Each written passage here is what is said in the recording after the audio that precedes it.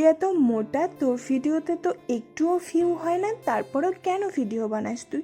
ভগবান তোকে একটু সুন্দর করে বানাতে পারেনি? তুই এত খারাপ দেখতে কেন?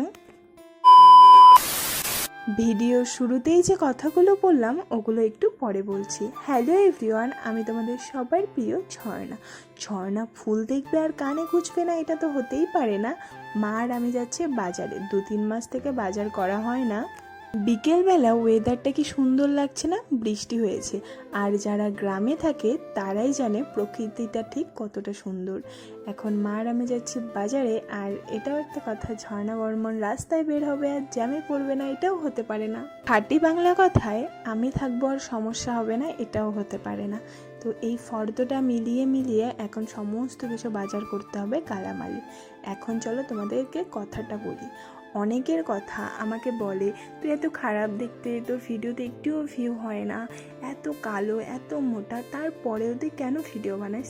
এরকম লোককে আমি উত্তর দিতে চাই না, তারপরেও তাদেরকে একটা কথা বলছি।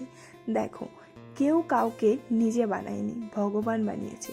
ভগবানের যেমন ইচ্ছা করেছে তেমন বানিয়েছে। আমার মনে হয় আমি নিজের কাছে অনেকটা দামি এবং অনেকটা স্পেশাল। আর দেখবে, তোমাকে নিচু করে কারা দেখে বলো তো? যারা তোমার আশেপাশে থাকে, হয়তো দেখায় আমি তোমার খুব কাছে, কিন্তু তারাই সব থেকে খারাপ হয়। তো যাই হোক, এদের কথা বলে কোনো লাভ নেই। এর মধ্যেই তো দেখলে অনেক কিছু বাজার করে নিয়েছি। তারপর একটা ফলের দোকানে গিয়েছি, এখান থেকে আপেল নিয়েছি, বেশি কিছু ফল নিইনি। ফলের যা দাম, আর টোটো দেখো পুরো ভর্তি হয়ে গেছে, এখনও অনেক কিছু বাজার করা বাকি আছে।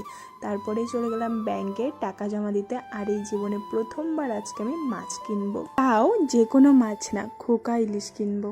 আমি দাম দর কিছুই করতে পারি না, মাছই তো ভালো করে চিনি না। দোকানদারকে বলেছি, যেটা দিয়েছে ওটাই নিয়ে নিয়েছি। তারপর চলে এসেছি সবজি বাজারে, এটা আমি বেশ ভালো করতে পারি। তো সবজি কেনাকাটি করলাম। এখন তো আমাদের টোটোতে একটুও জায়গা নেই, তো এখন বাড়ি যাব। আজকের ভিডিওটা এখানেই রাখছি। ভিডিওটা ভালো লাগলে একটা মন মতো কমেন্ট করে দিও। তো আজকের জন্য টাটা।